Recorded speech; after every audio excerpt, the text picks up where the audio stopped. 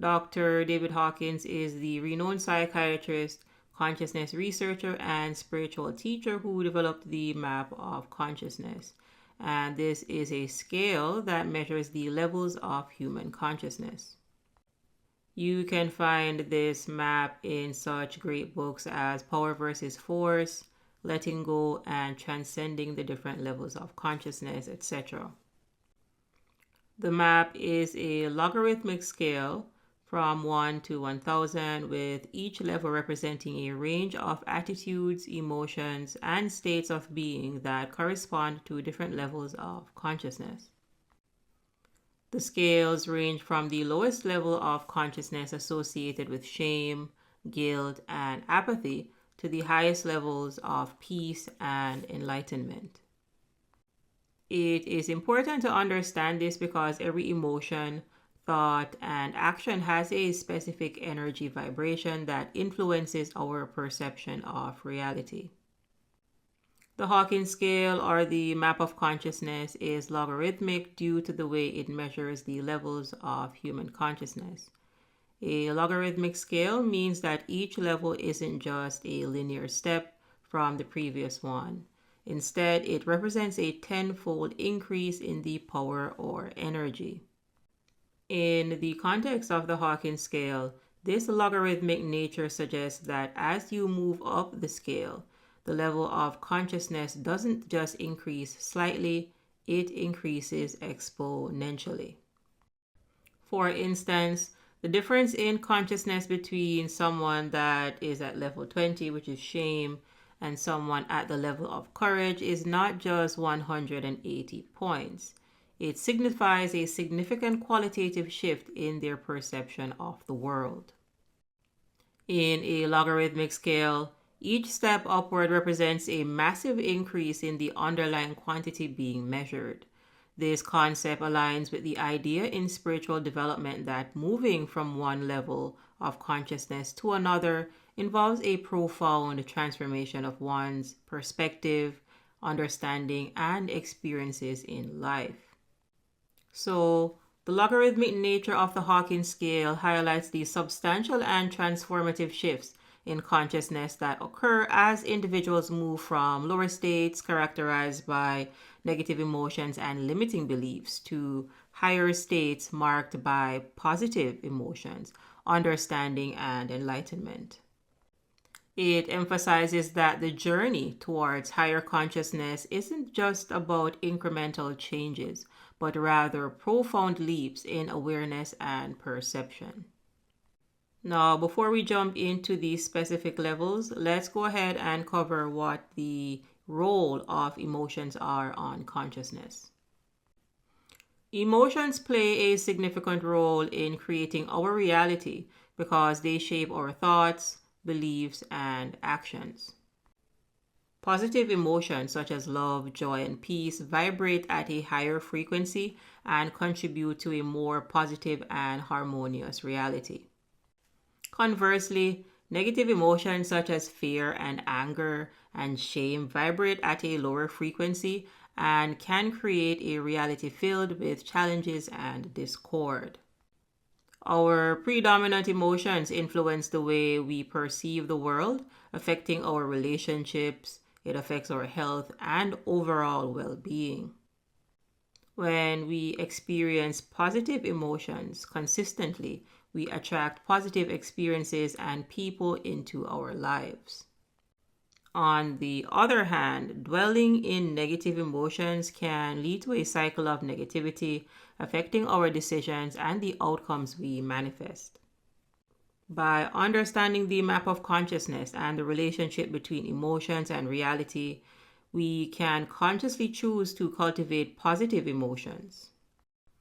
Through practices like mindfulness, gratitude, and compassion, we can raise our consciousness, shift our emotional state, and create a more positive and fulfilling reality for ourselves and those around us.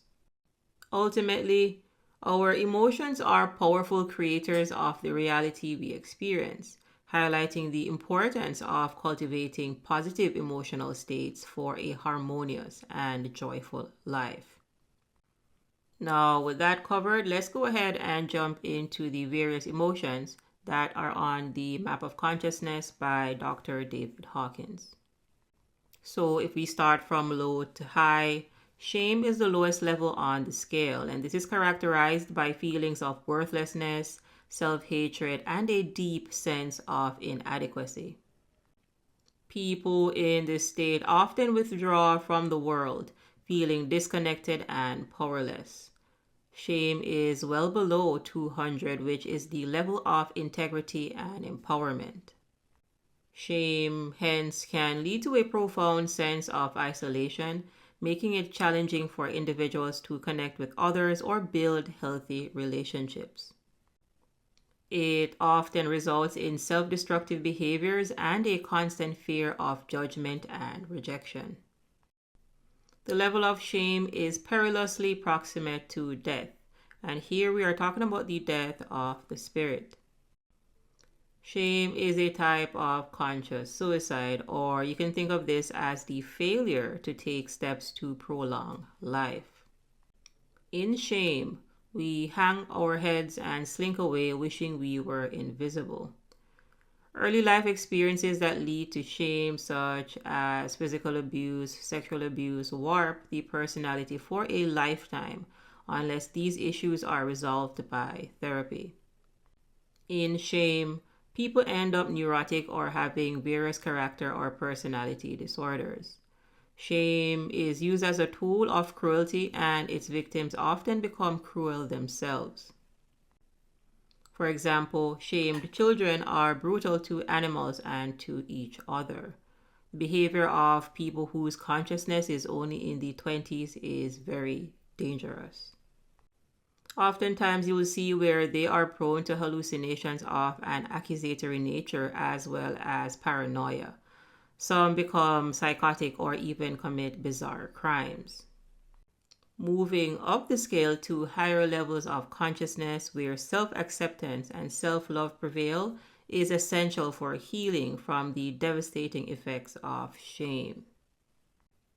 Next on the list, we have guilt, and guilt is slightly higher than shame.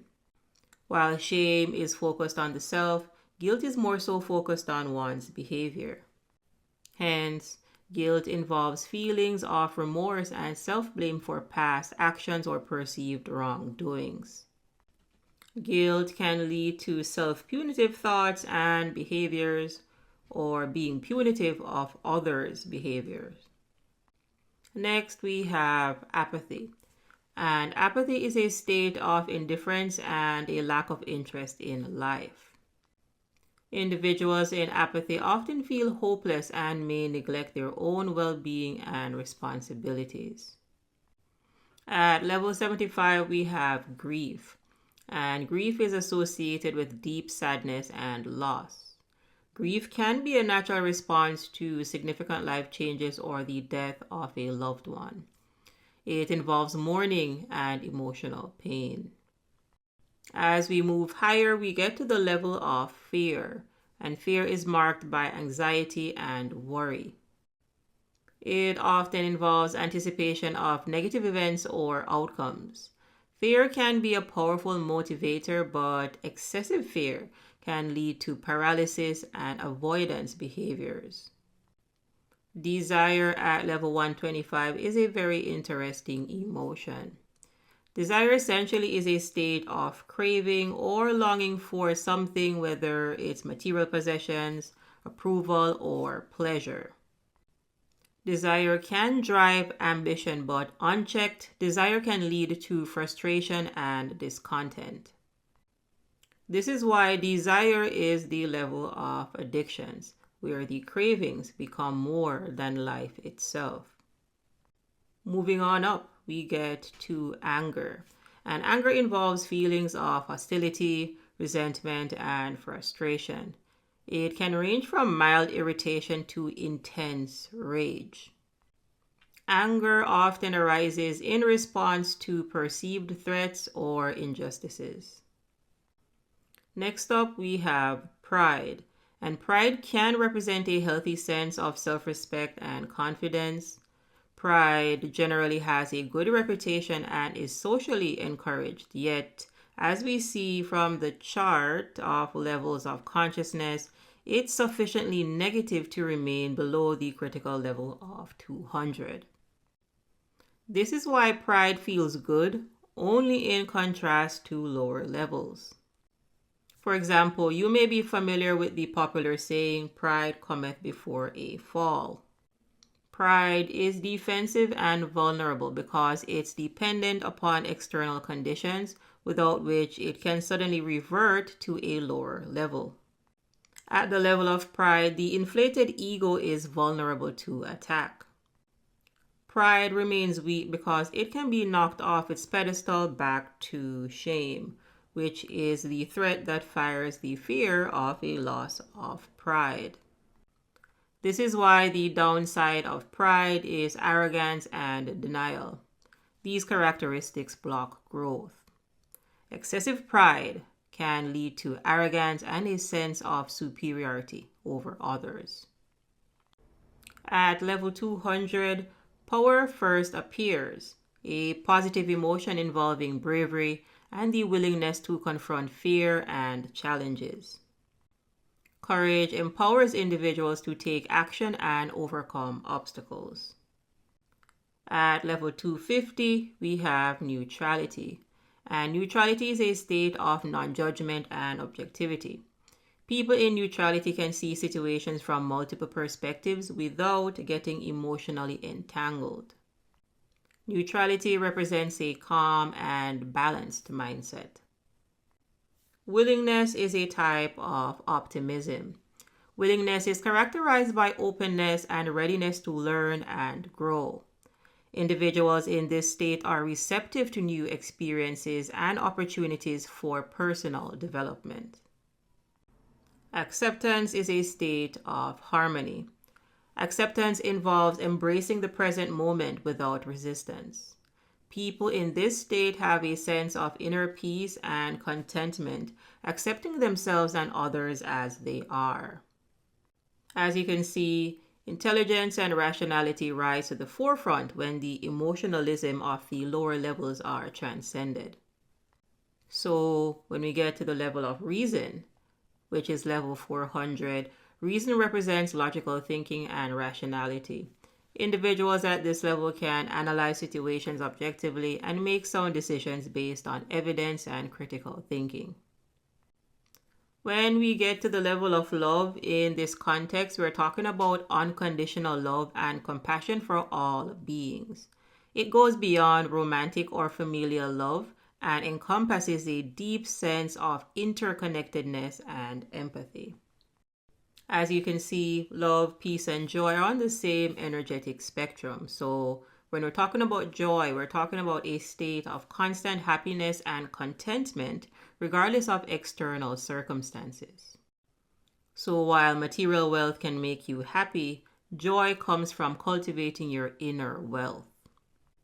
Hence, people in a state of joy experience a deep sense of fulfillment and positivity. The level of peace is a profound state of inner calmness and serenity. Individuals in this state have transcended the turbulence of lower emotions and experience a deep sense of tranquility. The level of enlightenment is often associated with various sages. So you'll hear me refer to this as your Christ consciousness or your Buddha consciousness. So what we're talking about here is the energetic vibration.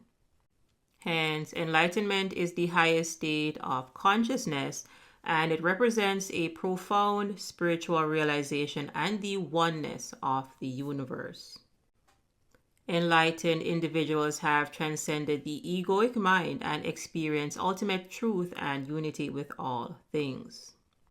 As you can see, each emotion on this scale represents a different level of consciousness, influencing our perceptions, decisions, and experiences in life. Higher emotions lead to a more positive and fulfilling existence, while lower emotions can create challenges and negativity in our lives. As we conclude our enlightening voyage through the intricate tapestry of human consciousness, Know that if this information resonated with you, then your understanding has expanded and your awareness has deepened. You hold the keys to unlock the mysteries within and to chart a course towards a life of higher understanding, compassion, and fulfillment. As you step back into the world, carry this newfound wisdom with you. Let it guide your choices, inspire your actions, and illuminate your path. Embrace the power of positive emotions and let the light of higher consciousness radiate within you. Thank you so much for joining us on this transformative journey. May your days be filled with love, joy, and a profound sense of peace. Until we meet again, I'll see you in the next lesson.